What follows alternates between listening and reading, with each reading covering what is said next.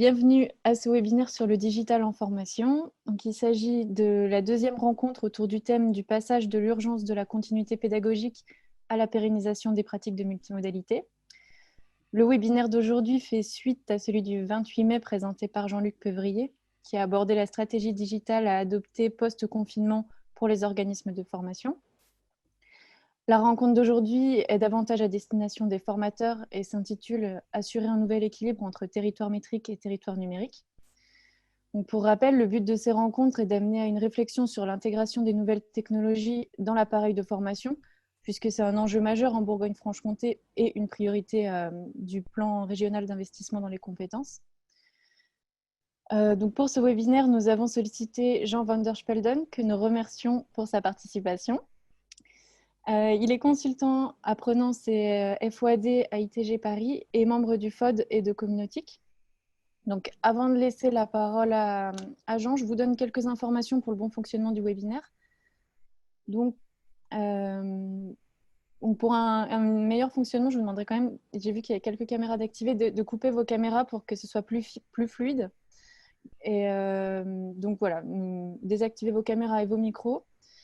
Et vous avez la possibilité de poser vos questions tout au long de l'intervention par le biais du chat qui se trouve sur votre droite. Si vous ne l'avez pas activé, vous pouvez l'activer dans la petite bulle conversée en dessous de la vidéo. À la fin de l'intervention, nous vous enverrons un questionnaire auquel nous vous remercions de répondre. Ce sera par mail. C'est un petit lien à cliquer. Voilà, ça ne prend même pas 2 minutes. Il y aura 5 questions. Et puis, nous vous ferons parvenir le replay et le support d'intervention très prochainement. Je laisse maintenant la parole à Jean et je vous souhaite un très bon webinaire à tous. Bonjour à tous, merci à l'Amphore Bourgogne-Franche-Comté de me donner la parole sur cette thématique. Donc la première chose que j'ai demandé, c'est de me confirmer que vous m'entendez bien. Je suis consultant indépendant, je travaille sur l'innovation pédagogique et cette webconférence me donne l'occasion de recroiser des collègues avec qui j'ai déjà travaillé et que je salue. Voilà, donc je vais vous parler de ce nouvel équilibre entre le territoire métrique et le territoire numérique à partir d'un diaporama qui va me servir de fil conducteur. Mais si je ne déroule pas l'intégralité de mon diaporama, ce n'est pas très grave. Et donc, avec les collègues de l'Amphore, on a privilégié les questions, les réactions à ce que je vais dire, de telle manière à ce que vous puissiez m'interroger, me témoigner sur la manière dont vous avez vécu le confinement, déconfinement. Et donc, je demande à mes collègues de mettre le diaporama en place, de telle manière que je puisse le commenter au fil de l'eau. Voilà. Merci. Et donc, du confinement au déconfinement pour les OF, assurer un nouvel équilibre entre territoire métrique et territoire numérique. Voilà, donc c'est l'enjeu premier. Et donc, j'interviens au nom de Stratis pour cette webconférence. Entre 11 h et midi, le temps va passer vite. Diapositive suivante, juste pour me présenter très rapidement. Voilà, donc le confinement, je n'ai pas stocké que du numérique, hein. J'ai stocké d'autres choses. En tout cas, grâce au confinement, j'ai pu publier un article qui s'appelle « Porter une formation à distance en quelques jours », qui a été publié sur le site Todd Cursus, hein, qui a été une mine d'informations pour nous aider à assurer cette transition confinée, déconfinée, mais toujours connectée. Voilà, donc la chance qu'on a aujourd'hui en Bourgogne-Franche-Comté, c'est qu'on a de plus en plus de facilité pour se connecter. Et mon travail consiste à accompagner l'innovation pédagogique avec l'intégration du numérique et des nouvelles technologies. Voilà, diapositive suivante. En fait, on va travailler sur 2 temps. D'abord, rappeler qu'on a vécu une situation exceptionnelle, hein, donc que je vais essayer d'illustrer et de recadrer. Et dans cette situation exceptionnelle, le deuxième temps que j'évoquerai avec vous, c'est on a dû assurer un accompagnement. Pas de formation sans accompagnement. Mais le problème, c'est que l'accompagnement, au lieu de le faire en présentiel, on a dû le faire de manière brutale, totale et mondiale. Ce qu'on a vécu en Bourgogne-Franche-Comté, on l'a vécu aussi en Wallonie, au Chili, en Australie, en Californie et en Occitanie. C'est-à-dire qu'on est passé au mode tout à distance, du jour au lendemain, brutal, total et mondial, et que ça n'a été ni évident pour les apprenants comme pour les appreneurs. Et donc, on était dans une période stressante, contrainte, interrogative, mais très vite créative. Et je dois rendre hommage aux équipes pédagogiques des différents organismes de formation qui ont su se remobiliser et qui ont fait preuve de créativité pour toujours assurer cette relation indispensable à la formation. C'est-à-dire qu'on apprend toujours seul, mais jamais sans les autres, nous dit Philippe Carré. Et donc, la dimension sociale de l'apprentissage est fondamentale, que je sois à distance ou en présentiel. Si je n'ai pas de relation avec mes pairs, si je n'ai pas de relation avec l'équipe pédagogique, je ne peux pas seul apprendre efficacement, durablement. Et donc, la créativité, c'était de retrouver par le téléphone, par la poste, par WhatsApp, par Skype, par Zoom, etc., par tous les outils, la relation à l'apprenant pour que l'apprenant redonne du sens à cette situation exceptionnelle. Si je n'ai pas du sens, si je n'ai pas un cadre, je ne peux pas apprendre efficacement.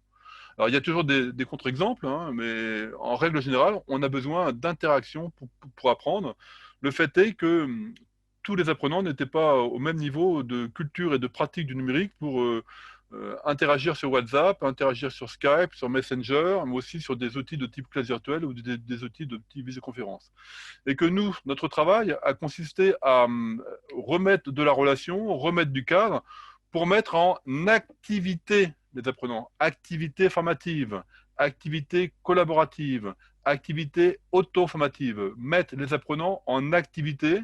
Mais la grande différence, c'est que ces activités-là n'étaient pas sur le territoire métrique, la Bourgogne, la Franche-Comté, mais sur le territoire numérique. Le territoire numérique, c'est Internet. Et donc, il a fallu qu'on bascule d'un territoire métrique à un territoire numérique. Et donc, du coup, il a fallu que nous-mêmes, étant sur le territoire métrique, les apprenants étant sur le territoire métrique, mais le lien se fait par le territoire numérique, organiser les interactions, les activités sur ces deux territoires.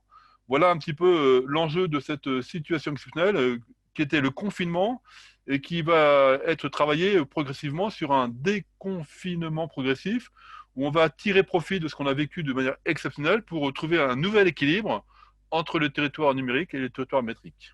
Voilà, n'hésitez pas à me poser des questions, je parle vite, je parle fort, je peux ralentir, je, je compte sur mes collègues de l'Infor pour éventuellement me remonter des questions, des remarques ou des questions. Sinon, on passe tranquillement à la diapositive suivante pour alors quand j'étais jeune, j'étais enseignant de sciences physiques, donc les repères orthonormés, j'aime bien. Et donc on va rapidement commenter cette diapositive. L'axe vertical sépare à droite ce qui est présentiel de ce qui est à gauche ce qui est présentiel et à droite ce qui est distanciel. Et puis on a un deuxième axe horizontal qui sépare l'asynchrone en haut du synchrone en bas. Alors, le synchrone, on ne le voit pas, hein, il a été mangé par ma diapositive, mais tout ce qui est en bas est synchrone, c'est-à-dire que quand je pose une question, l'apprenant peut me répondre tout de suite, soit en présentiel, soit à distance. On a du synchrone présentiel, du synchrone distanciel. Et puis tout ce qui est en haut, c'est de l'asynchrone, c'est-à-dire que l'apprenant me pose une question, et j'ai la chance de pouvoir ne pas lui répondre à sa question. Et pédagogiquement parlant, c'est vraiment très intéressant d'introduire de l'asynchronicité pour que face à une question de l'apprenant, j'ai le temps de ne pas lui répondre et donc le temps que l'apprenant puisse se mobiliser différemment pour soit trouver par lui-même la réponse, soit trouver la réponse dans sa communauté. Et donc, la synchronicité dans des parcours de formation ouverts et à distance, dans des parcours en partie à distance, est fondamentale pour donner de l'initiative à l'apprenant, pour qu'il se pose les bonnes questions et qu'il puisse mobiliser les ressources qu'il a autour de lui, sans systématiquement et forcément passer par l'équipe pédagogique. Donc voilà le territoire sur lequel on était avant le 17 mars. Et diapositive suivante, voilà le territoire sur lequel on est après le 17 mars. Le présentiel a disparu. Tout ce qui est à gauche de l'axe vertical a disparu. Et on n'avait que des espaces numériques asynchrones et que des espaces numériques synchrones pour travailler. Et là, il faut être clair, il y a certaines équipes pédagogiques qui étaient prêtes à mobiliser les espaces numériques asynchrones et les espaces numériques synchrones, et des équipes qui étaient moins prêtes, hein. Voilà, donc on était en train de faire cette transition pour intégrer les territoires numériques à côté des territoires métriques. Et ce que personne n'a vu venir, je dis bien personne n'a vu venir, c'est que du jour au lendemain, dans toutes les régions de France, y compris en Bourgogne-Franche-Comté, on n'avait que les espaces numériques asynchrones et les espaces numériques synchrones. Et donc, il a fallu faire preuve d'agilité, de se former, de prendre des risques pour être agile et interagir sur le territoire numérique. Alors, diapositive suivante, petit clin d'œil. Voilà, l'une des manières d'équilibrer le territoire numérique et les territoires métriques, c'est de se rappeler que c'est l'ordiphone, par exemple, ou la tablette, ou l'ordinateur qui, dans mon territoire métrique, va me permettre d'interagir sur le territoire numérique. Et donc, il faut que je trouve la bonne dose de l'usage de l'ordiphone, comme disent les Québécois, les Français disent smartphone, les Belges disent téléphone portable, cellulaire, mais en tout cas, tous les apprenants avaient un ordiphone, et cet ordiphone est pour nous un trait d'union majeur entre le territoire métrique et le territoire numérique. Alors attention, Artoon, c'est pas parce qu'un jeune est habile sur un smartphone qu'il sait s'en servir pour apprendre et mieux interagir. Et donc, on a souvent des jeunes qui ont des comportements superficiels et stéréotypés avec leur smartphone, essentiellement sur les réseaux sociaux numériques. Et nous, on a dû les accompagner pour qu'ils puissent comprendre qu'avec leur ordiphone, avec leur tablette et avec leur ordinateur, ils pouvaient mieux interagir pour mieux se former. Voilà, donc c'était ça l'objectif premier. L'objectif premier, diapositive suivante, c'est de comprendre que, bah, par exemple, nous, et ben là, on est distanciel synchrone. Grâce à l'Amphore, grâce à cette visioconférence, la contrainte de temps est importante, mais la contrainte de lieu ne l'est pas. Et dans le chat de cet outil, j'espère que vous avez pu noter votre ville de connexion. Moi, j'ai noté ma ville de connexion. Actuellement, je suis à Rouen, en Normandie, où je télétravaille. Mais que je sois à Rouen, à Rio, à Tokyo, à Sao Paulo ou à Bruxelles, pas de problème. Le lieu n'a plus d'importance et ce qui compte, c'est le temps. Et donc, ces outils de visioconférence permettent de réunifier tous les territoires de Bourgogne-Franche-Comté. La seule condition, et ça c'est une condition incontournable, c'est d'avoir une connexion stable et fiable. ADSL ou fibre optique. Et je sais qu'en France, nous avons la chance d'avoir des équipements de plus en plus présents, soit sur le lieu de travail, soit à domicile, soit dans des tiers-lieux. Et je pense que l'expérience qu'on a vécue ensemble en Bourgogne-Franche-Comté va permettre de revoir la cartographie des départements de la région de Bourgogne-Franche-Comté pour savoir où sont les tiers-lieux efficaces qui permettent d'accueillir des apprenants en leur donnant la possibilité de se connecter fortement. Pour être habile sur le territoire numérique, il faut que j'ai une connexion stable et fiable. Ça, c'est incontournable. Si je n'ai pas ça, alors je suis en difficulté. Et donc, il faut que je puisse aider les apprenants de Bourgogne-Franche-Comté de repérer où se trouve à côté d'eux, dans une bibliothèque, une médiathèque, un point d'accès à la téléformation, un APP, un organisme de formation, etc., un espace de coworking ou un espace de co-learning, la connexion stable et fiable qu'il fera, qui sera un apprenant connecté, habile sur le territoire numérique. S'il n'y a pas ça, c'est pas la peine. Je veux des personnes connectées en clé 3G et beaucoup d'eux. Alors oui, vous avez certainement des expériences, hein, des gens qui ont trouvé des solutions pour se connecter. 3G, 4G, 5G, la fibre, c'est vraiment un confort exceptionnel. Moi-même, je télétravaille depuis 23 ans et depuis un an, j'ai la fibre optique. Ça a changé ma vie de consultant où je peux interagir avec beaucoup plus de facilité. Je me tourne vers mes collègues de l'Amphore. Est-ce qu'il y a déjà des questions ou des remarques qu'on pourrait prendre ou diapositives suivantes? Alors, on n'a pas de questions encore pour le moment. D'accord. Vous pouvez lancer la deuxième Alors, diapo. diapositive suivante. L'un des enjeux, c'était de travailler sur le territoire numérique, à la fois synchrone, comme on le fait actuellement, mais aussi asynchrone. C'est-à-dire de mobiliser un tas d'outils qui sont cités dans la diapositive, qui vont nous permettre d'interagir avec les apprenants à distance dans des temps différés, asynchrones. Je pense en particulier à tous les réseaux sociaux numériques comme Twitter, LinkedIn, Instagram, Facebook, mais aussi tous les outils Web 2.0, les outils Wiki, les forums, mais aussi mobiliser les tutos en ligne qui sont disponibles 24 heures sur 24, les Web TV, les MOOC, etc. Il faut que je fasse preuve, avec mes collègues, d'une forme de re-engineering pédagogique pour transformer les parcours qui étaient prévus en présentiel, de les transformer tout à distance de manière contrainte, mais revenir à une hybridation sage et tranquille entre le présentiel et le distanciel, c'est-à-dire entre le territoire métrique et le territoire numérique.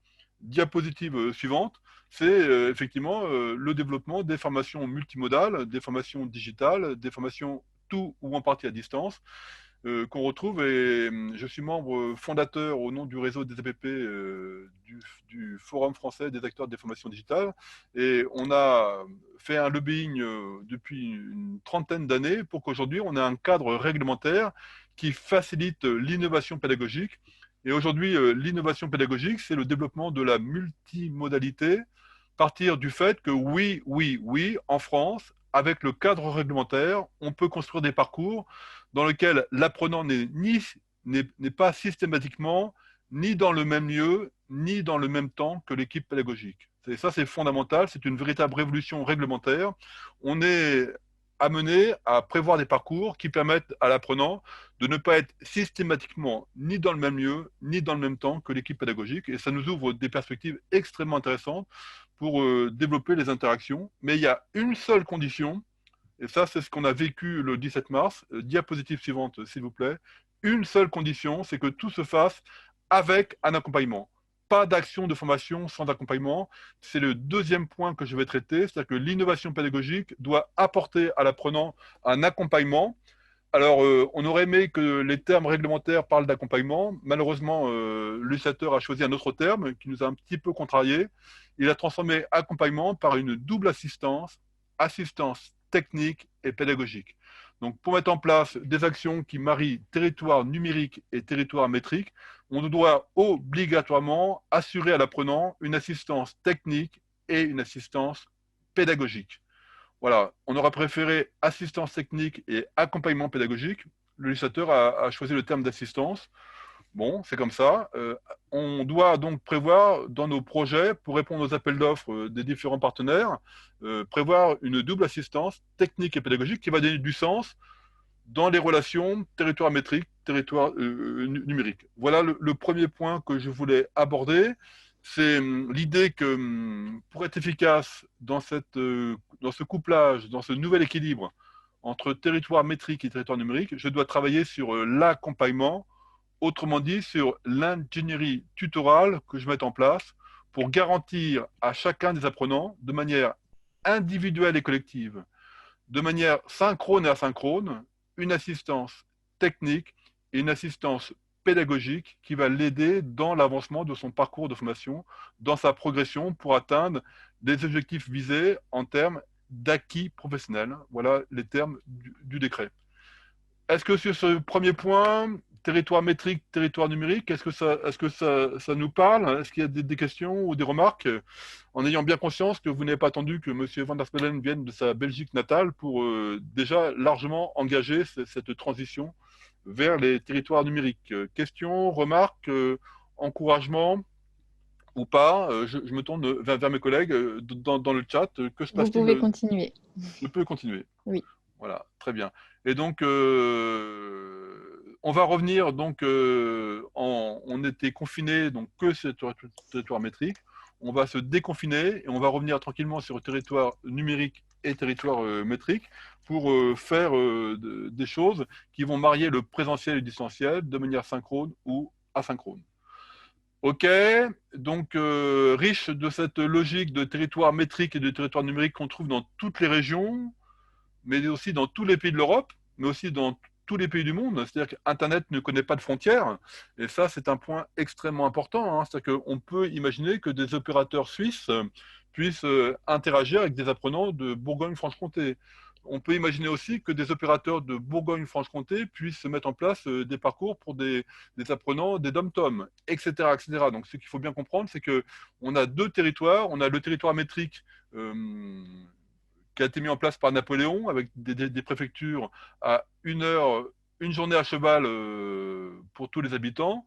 Mais à côté de ce territoire métrique, on a le territoire numérique, et c'est Michel Serres qui a été le premier de dire que avec le territoire numérique, eh ben, toutes nos organisations changent, dont les organisations liées à l'éducation et à la formation. C'est-à-dire qu'il n'y a plus obligation d'aller à Besançon, d'aller à Montbéliard, d'aller à Dijon, d'aller à Dole ou autre, pour se former. On peut se former en étant connecté à une seule condition, c'est que ces parcours intègrent de l'accompagnement. Le cadre réglementaire nous permet d'imaginer un parcours entièrement à distance, avec un accompagnement entièrement asynchrone. Ça, c'est deux cas extrêmes, mais le cadre réglementaire le permet, donc entièrement à distance et avec un accompagnement entièrement asynchrone. Autrement dit, l'apprenant ne parlera jamais en direct avec son formateur. Oui, c'est possible. On est bien d'accord que c'est un cas extrême, mais c'est pour montrer qu'on a aujourd'hui un potentiel de développement et d'innovation extrêmement fort.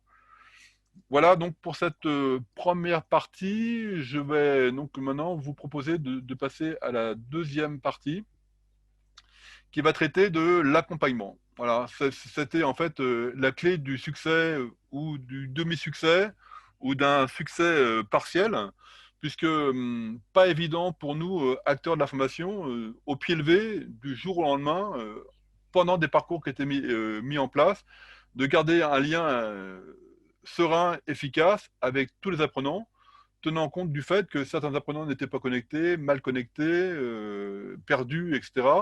Et que nous-mêmes, parmi les équipes pédagogiques, on a des profils différents et qu'on n'a pas tous la même pratique et la même culture du numérique. Mais en tout cas, moi, ce que je constate, c'est que le coronavirus est un accélérateur inouï des pratiques de type FOAD. C'est-à-dire que jamais j'aurais cru de mon vivant professionnel imaginer une telle accélération des formations FOAD. Alors, FOAD, avant, ça voulait dire formation ouverte et à distance. Et dans le nouveau cadre réglementaire, FOAD a été traduit par formation tout ou en partie à distance. Mais nous, on aimerait ne plus parler de formation FOAD, on aimerait parler plutôt de formation multimodale, qui nous paraît être un terme beaucoup plus riche, qui a beaucoup plus de sens. Comme il y a le transport multimodal, comme il y a l'énergie multimodale, il y a les formations multimodales dans plusieurs modalités. Mais par contre, quelle que soit la modalité, nous, on doit assurer un accompagnement. Et donc cet accompagnement-là, on va l'éclairer au plan légal, au plan pédagogique, au plan organisationnel et au plan technique. Voilà notre métier. On va devoir séquencer des parcours et dans le séquencement du parcours, mettre en place un accompagnement adéquat au plan légal, au plan pédagogique, au plan organisationnel et avec des outils qui vont nous permettre de faciliter les interactions avec les apprenants et de faciliter les interactions entre les apprenants. Voilà ce que je vous propose dans cette deuxième partie de cette webconférence, en sachant qu'on aura un temps de questions-réponses éventuellement à la fin si vous le souhaitez. Donc, diapositive suivante. Donc, voilà, poisson d'avril confiné. Bon, ça c'était, rappelez-vous, on était tous confinés au mois d'avril. Donc, voilà, c'était un petit clin d'œil. Diapositive suivante. Voilà. Alors, accompagner à distance au plan légal. Donc, rappel des fondamentaux d'une action de formation tout ou en partie à distance. Pour faire une formation tout ou en partie à distance, il faut respecter 5 points clés. Le premier point, c'est information préalable. Ah bah là, manque de peau, on n'a pas pu faire de l'information préalable, mais la loi nous oblige, quand on met en place des actions qui ne sont pas unimodales, unité de temps, unité de lieu, unité d'action, qu'on fait des actions multimodales, il faut prévenir l'apprenant avant, grosso modo pour faire court, qui ne part pas en stage, mais qui part dans un parcours séquencé de formation. Donc, information préalable nécessaire. Ensuite, deuxième obligation, quand il y a des activités à distance, on doit prévoir un temps moyen pour cette activité. Alors, nous savons tous que les apprenants sont tous différents en fonction de leur profil, leur motivation, etc. Mais on doit prévoir un temps moyen pour donner un repère. Et ce temps moyen sera aussi précieux pour qu'on puisse qu'on puisse rendre cette action finançable. Donc voilà, donc un temps moyen, information préalable, temps moyen, diapositive suivante. Non, il manque des choses, mais c'est pas grave. Alors, on revient en arrière. C'est parce qu'en fait, les diapositives sont cachées, donc on va revenir en arrière. Non, on revient en arrière. Voilà, encore arrière. Voilà. Information préalable, temps moyen. Troisième obligation, on doit mettre en place une traçabilité. La traçabilité des activités à distance est un élément important, avec des éléments probants. Et parmi les éléments probants, il y aura la preuve de l'accompagnement avec une assistance technique, une assistance pédagogique. Donc, il faut qu'on apporte la preuve aux financeurs que oui, on a bien mis en place une assistance technique et pédagogique avec des éléments probants qui vont relever de la traçabilité. Ensuite, à la fin du parcours, on doit remettre une attestation. Alors, en fonction du financeur, c'est un peu compliqué. Soit cette attestation s'appelle certificat de réalisation, soit s'appelle attestation d'activité. Mais en tout cas, ces deux documents, c'est nous qui les remplissons. L'apprenant n'a pas à le signer, puisqu'il n'est ni dans le même lieu ni dans le même temps, mais cette attestation fournit la preuve de la réalité du parcours à partir des éléments probants. Donc, remettre à la fin une attestation d'assiduité ou un certificat de relation. Et puis, diapositive suivante, dernière obligation, c'est de mettre en place cette double assistance. Voilà. Et donc, cette double assistance, elle découle du décret de la FOD qui date de décembre 2018. Hein. On a la loi fondamentale de septembre 2018 avec la nouvelle définition d'une action de formation. Et puis en décembre 2018, on a deux décrets fondamentaux, le décret sur la FOD et le décret sur la FEST, qui sont les deux innovations.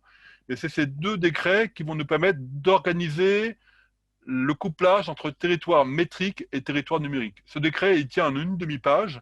Je vous invite à le lire, à le relire. Et c'est avec ce décret-là qu'on va sécuriser le mariage entre le territoire métrique et le territoire numérique. Donc ça, c'était sur le plan légal.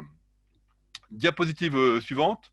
Donc un petit clin d'œil à nos amis italiens qui ont vécu le coronavirus avant nous et dans des conditions très difficiles. On doit avoir des gestes protecteurs, pas des gestes barrières, hein. Il faut qu'on soit proche des uns des autres, des gestes protecteurs, pas de distance sociale, non, une distance physique. Distance physique pour se protéger les uns les autres. Donc pas de distance sociale, on a besoin au contraire d'un mixte social pour apprendre ensemble et vivre ensemble, ça c'est un point important. Jean, Oui. Jean, j'ai une question. Est-ce que vous pourrez faire passer un lien pour accéder au décret sur la FOAD dont Alors, vous le avez décret parlé? sur la FOD, il est sur le site du FFOD, donc www.fffod.fr, 3F, hein, le Forum français des acteurs des formations digitales, www.ffod.fr. Vous tapez décret FOAD dans le moteur de recherche et vous aurez les deux décrets, le décret sur la FOAD et le décret sur la FEST, mais je peux aussi l'envoyer à l'Amphore. Il est aussi en ligne sur la première page de mon site, www.iapprendre.fr. Merci beaucoup. Voilà. Mais effectivement, ce document-là, il est clé pour sécuriser le financement de notre innovation pédagogique entre territoire métrique et territoire numérique. C'est vraiment important qu'on le fasse avec l'appui de nos collègues financeurs, que ce soit le Conseil régional, les OPCO, l'AGFIP, Pôle emploi et des entreprises, pour bien comprendre qu'il y a un nouveau cadre réglementaire et que ce nouveau cadre réglementaire nous permet plein d'innovations pédagogiques qui consistent à ne pas systématiquement mettre l'apprenant ni dans le même lieu, ni dans le même temps que son équipe pédagogique. Voilà. Après la dimension légale, la dimension pédagogique. Alors, pour accompagner l'apprenant, il faut mettre l'apprenant en activité. C'est pour ça qu'on ne parle plus de formation, mais qu'on parle d'action de formation. Donc, dans le nouveau cadre réglementaire, la loi a changé. On ne parle plus de formation, mais d'action de formation. Et si on parle d'action de formation, c'est que le législateur a compris que pour apprendre, il faut être en action, en interaction. Et moi, je propose 4 grands types d'actions génériques pour créer un parcours multimodal. Des activités d'implication, des activités d'apprentissage, des activités de production et des activités de valorisation. Et c'est parce que l'apprenant est en activité seul ou à plusieurs, présentiel ou distanciel, synchrone ou asynchrone, que je vais pouvoir l'accompagner. C'est parce que l'apprenant a des consignes pour s'impliquer, des consignes pour apprendre, des consignes pour produire, des consignes pour se valoriser, que je vais être capable de l'accompagner de manière proactive ou de manière réactive. Et ça, c'est vraiment un point important, c'est que pédagogiquement parlant, je vais mettre en place un accompagnement qui va être le plus personnalisé possible et qui va être évolutif en fonction de la capacité qu'aura ou pas l'apprenant à se rendre autonome dans les activités que je vais lui proposer. Alors, il est fort probable qu'en début de parcours, l'apprenant soit peu autonome. ça va dépendre aussi de son niveau de formation initiale, hein, ça va dépendre de sa maîtrise de l'écrit, sa maîtrise de la lecture, sa maîtrise du numérique. Donc, développons ensemble la littératie numérique pour tous. Et que le but du jeu, c'est que je profite de ces parcours multimodaux pour développer l'autonomie de l'apprenant. Et plus je vais développer l'autonomie de l'apprenant, et plus mon accompagnement sera, comme on dit en espagnol, light. Et donc, le but du jeu, c'est que je prévois avec mes collègues un accompagnement fort en début de parcours.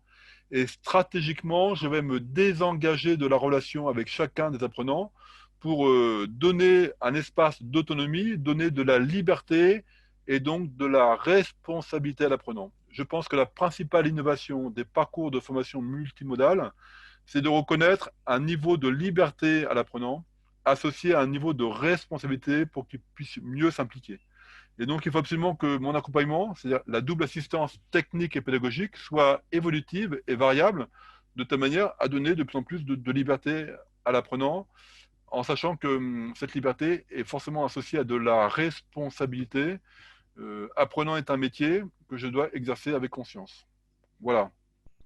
Et donc ça, c'est la dimension pédagogique de l'accompagnement. Oui, diapositive suivante. Voilà, donc petit clin d'œil. Je ne sais pas si ça vous parle, si vous vous reconnaissez dans cette logique-là, mais il y a Skype, hein, voilà, et donc il y a un écran. On était confinés chez nous avec un espace plus ou moins ordonné, plus ou moins désordonné. Ordre et désordre, bah, c'est le fondamental de l'apprendre, hein, mettre de l'ordre dans son désordre.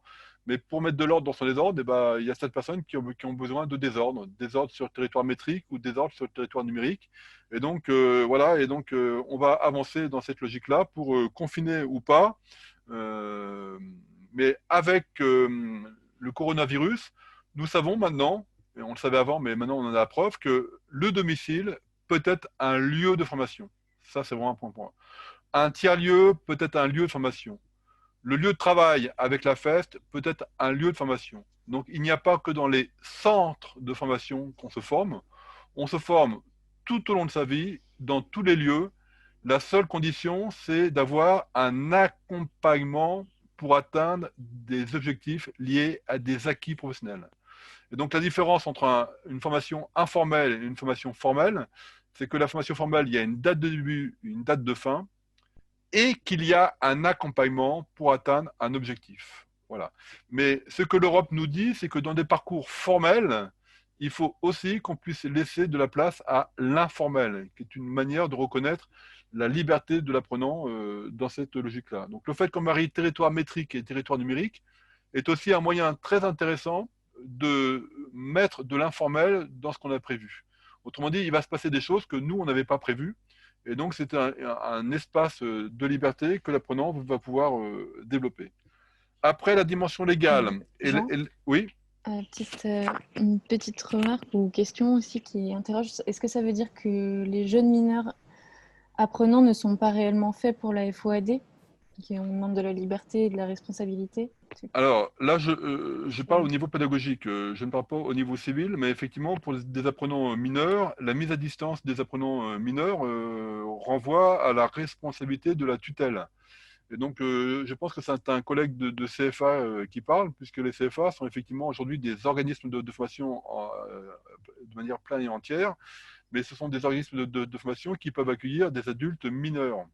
Donc, effectivement, il y a des précautions certainement à prendre que je ne maîtrise pas, mais c'est une vraie question sur le fait que la sécurité sociale, les assurances doivent prendre en compte le fait qu'un apprenant peut apprendre et à son domicile, et dans un tiers-lieu, et sur son lieu de travail, et dans le centre de formation, y compris au CFA. Alors ça, c'est pour les adultes majeurs. Pour les apprentis mineurs moins de 18 ans, je ne saurais pas répondre à la question, mais c'est une vraie question.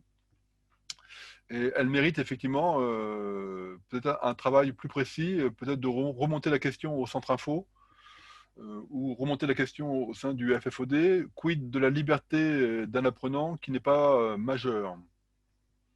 Est-ce que j'ai bien reformulé la question? Oui. Est-ce que... Oui, c'est très bien, merci. Voilà. Alors, effectivement, avant, tout était unité de temps, unité de lieu, unité d'action. Donc, tous les apprenants étaient dans des salles ou dans des ateliers avec un emploi du temps, un formateur, une formatrice, un enseignant, une enseignante.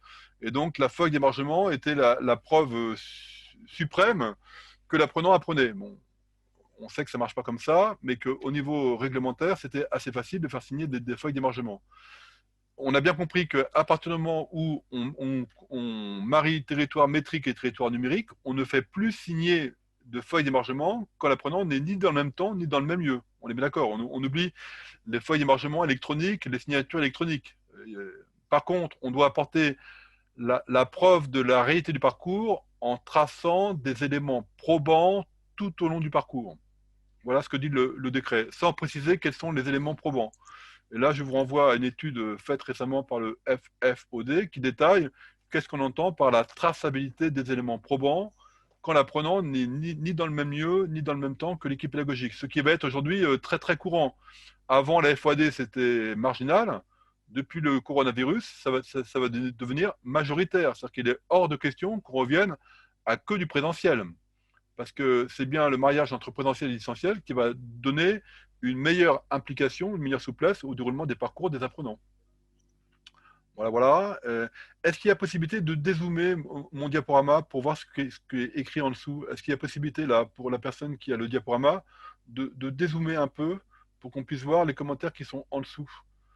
Je ne sais pas si l'outil qu'on a nous permet de dézoomer les diaporamas ou pas.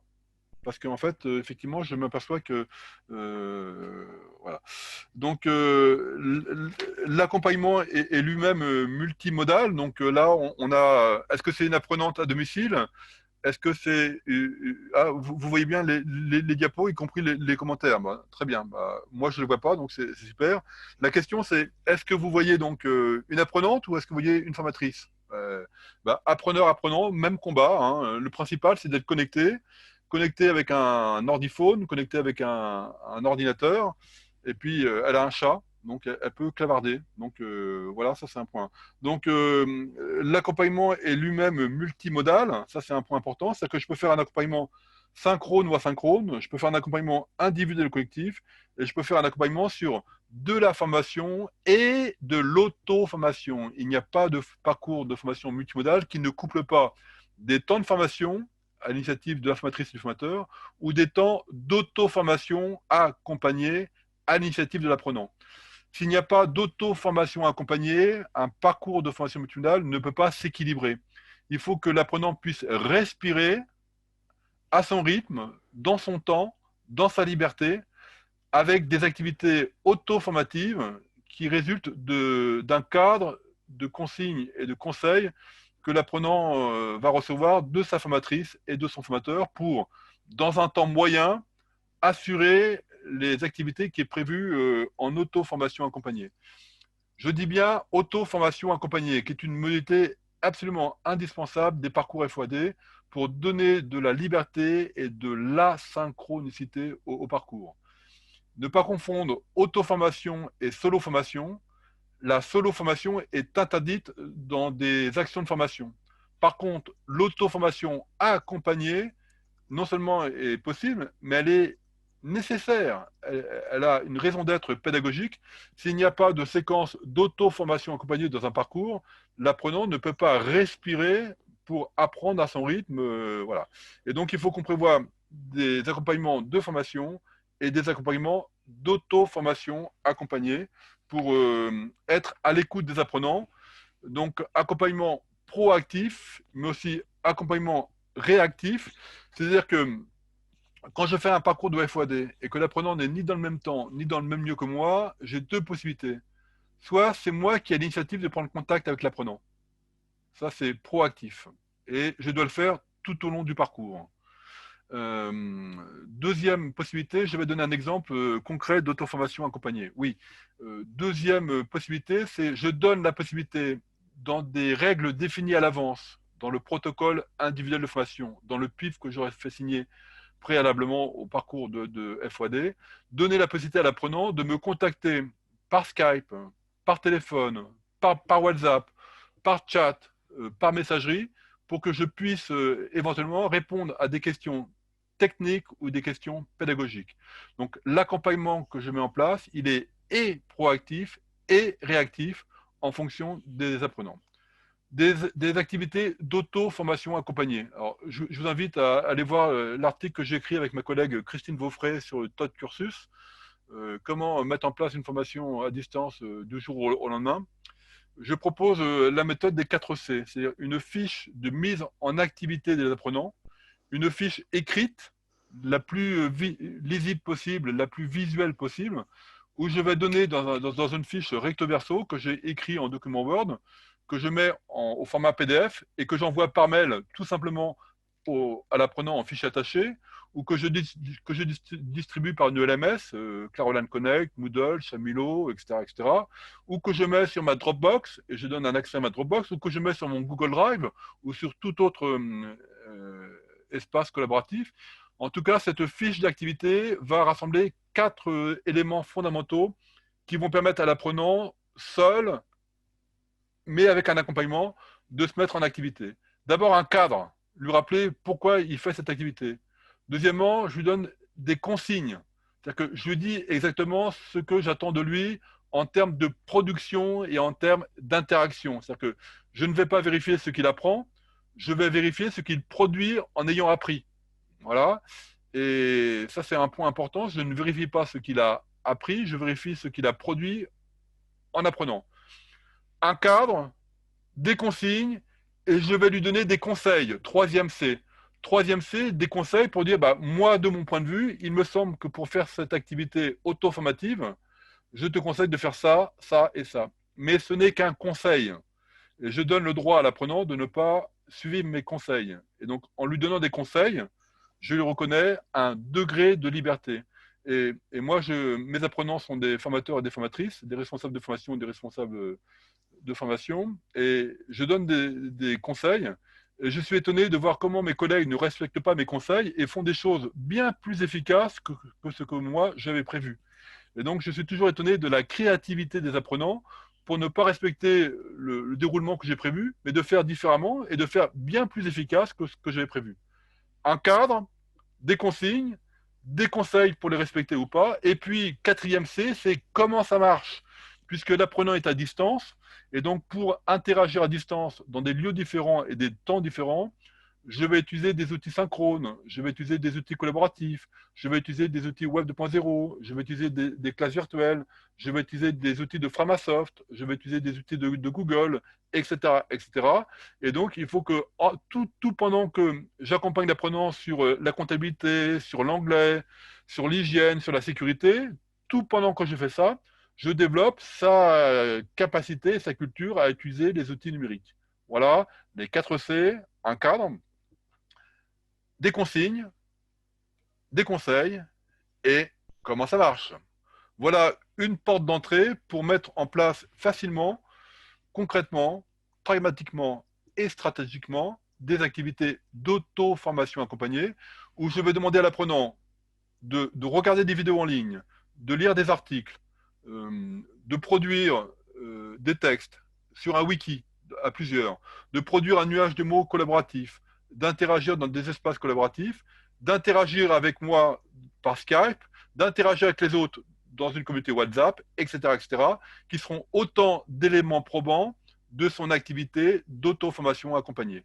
Ce qui m'importe, c'est ni le lieu ni le temps, mais c'est les activités et comment les activités vont pouvoir être concrétisées par des éléments probants. Est-ce que j'ai répondu à la question sur un exemple d'activité d'auto-formation?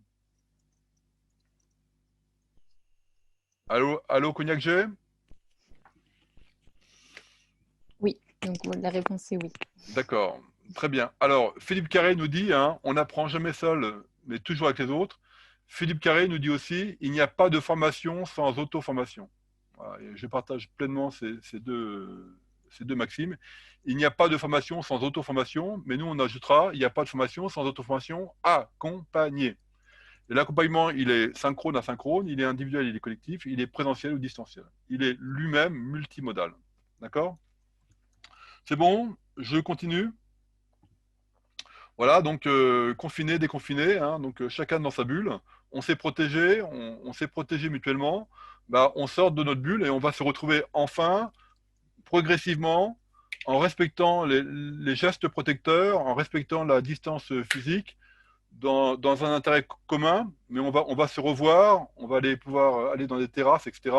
Et on va revenir au CFA, on va revenir au Greta, on va revenir à l'AFPA, on va revenir dans les APP, mais en respectant pour effectivement bien se rappeler qu'il y a le territoire numérique, oui, mais il y a aussi le territoire métrique.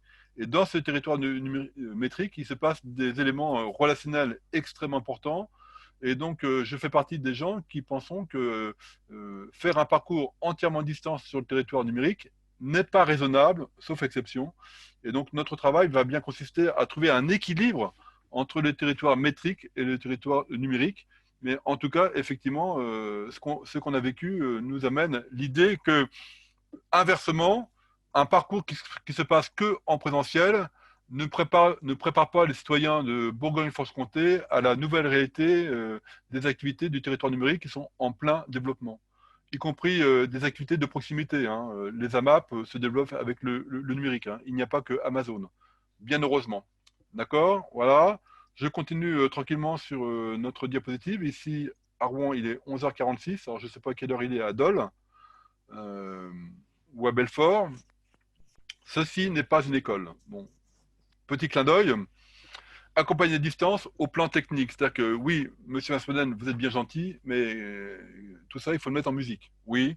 À partir du moment où l'apprenant n'est ni dans le même lieu, ni dans le même temps que moi, il faut que j'ai des outils numériques et que je construise ce que j'appelle un écosystème digital au service des apprenants. J'ai bien dit au service des apprenants. Deux cas de figure. Où le numérique est facilitant, j'utilise, où le numérique n'est pas facilitant et j'oublie.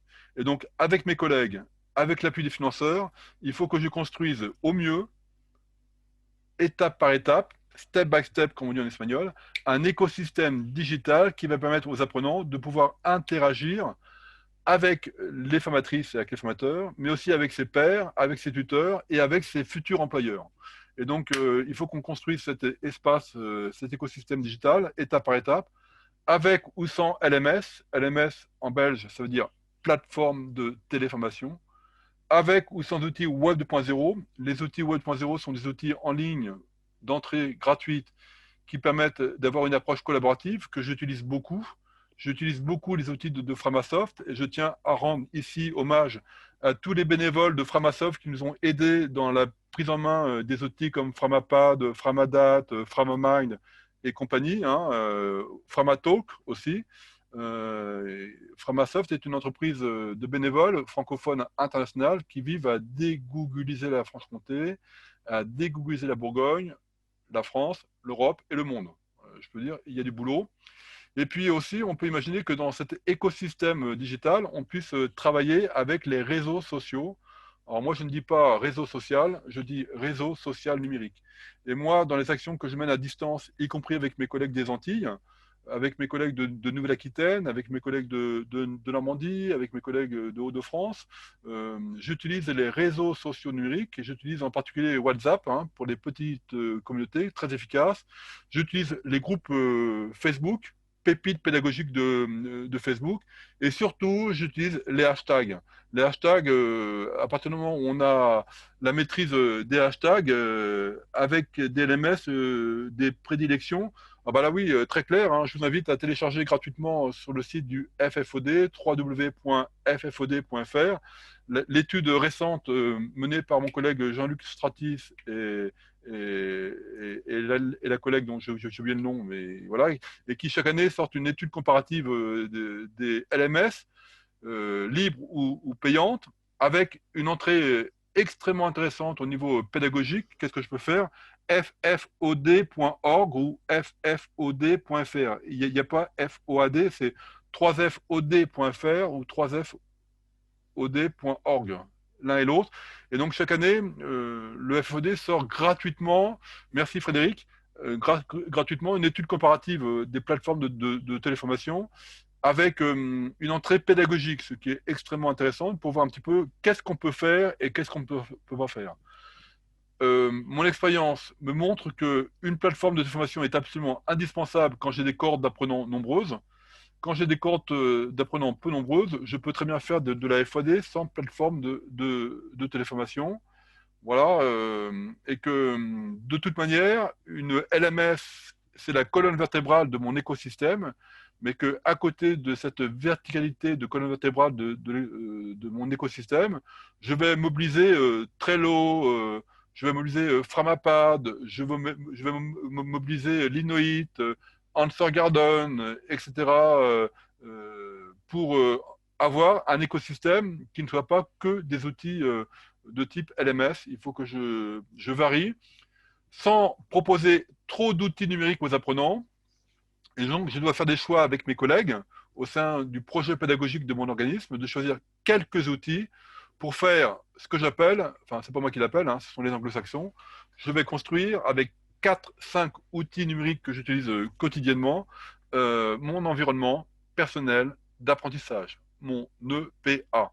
Pour être à l'aise sur le couplage entre territoire métrique et territoire numérique, je dois avoir la stratégie d'aider chaque apprenant, chaque collègue, à constituer son environnement personnel d'apprentissage qui consiste à maîtriser 4-5 outils numériques que j'utilise au quotidien pour mieux interagir. Et moi, je dis, mieux j'interagis, mieux je me forme. Voilà. Voilà. On arrive à la fin. Il est 11h52 ici en Normandie. Donc, voilà donc le site du FFOD sur lequel vous allez trouver plein de ressources que j'ai évoquées, dont la dernière ressource qui est la boîte à outils de l'information digitale qui a été construite après le 17 mars. Donc, il y a plein de choses absolument intéressantes, concrètes, à la fois sur des enjeux, mais aussi sur des dimensions techniques, des dimensions pédagogiques, des dimensions d'outils, des dimensions réglementaires. Voilà, pour que vous aider à construire votre propre projet de couplage entre votre territoire métrique et votre territoire numérique pour faciliter le déroulement des parcours de formation. Voilà, diapositive suivante. Voilà. Et donc là, on revient sur les 4 territoires de la FOAD, dont les territoires du présentiel, le A et le B, qui est le lieu dédié, formation présentielle, et les tiers-lieux présentiels asynchrone. Et donc, on a dû basculer à droite. Et bien maintenant, on va, avec le déconfinement, revenir tranquillement sur un équilibre stratégique, évolutif, sur ces 4 bases pour faire des parcours d'action de formation digitale entre territoire métrique et territoire numérique. Voilà, peut-être qu'on peut laisser cette diapositive pour que les collègues puissent éventuellement illustrer des activités qu'ils ont menées en Bourgogne-Franche-Comté qui pourraient illustrer cette diapositive.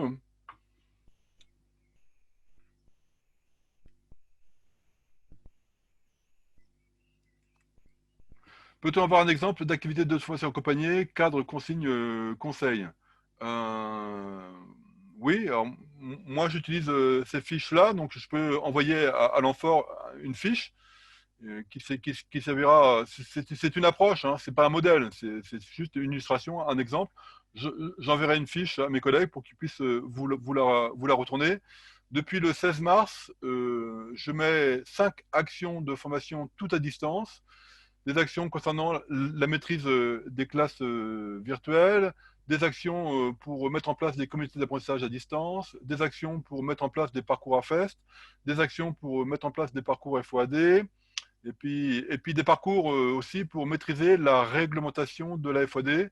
Toutes ces actions-là sont faites entièrement à distance. Et pour faire ces formations entièrement à distance, j'utilise les fiches 4C, des cadres, des consignes, des conseils et comment ça marche. Et je couple des activités synchrones et des activités asynchrones, je couple des activités individuelles et des activités collectives. Et pour cela, je mobilise 2 outils principaux qui sont d'une part la classe virtuelle Classiliovia, qui est un outil québécois qui me permet de rassembler 25 personnes sur un espace collaboratif où j'ai plein de possibilités d'interaction synchrone, distante et collective. Et à côté de cet outil synchrone, distant, collectif, je mobilise un deuxième outil qui est une vraie pépite pédagogique qui s'appelle Framapad de Framasoft, qui est un outil collaboratif qui porte la fonction wiki d'écriture collective. Et donc, je mets en place ces parcours de FOAD, de formation multimodale, sans LMS, Même si des fois j'ai des clients qui ont des LMS et j'utilise la LMS de mes clients pour mettre en place les parcours. Mais ce que je veux dire par là, c'est que on peut mettre en place des parcours de type FOAD qui associent présence et distance simplement avec des outils de type Framapad de Framasoft, mais aussi des outils de type classe virtuelle. Alors avant, les outils de type classe virtuelle étaient payants.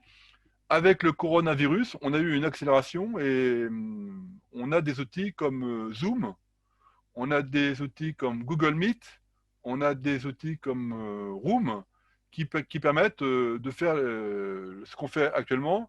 Est-ce que mes collègues de l'Enfort veulent dire deux mots sur l'outil qu'on utilise actuellement, qui est un outil distant synchrone collectif?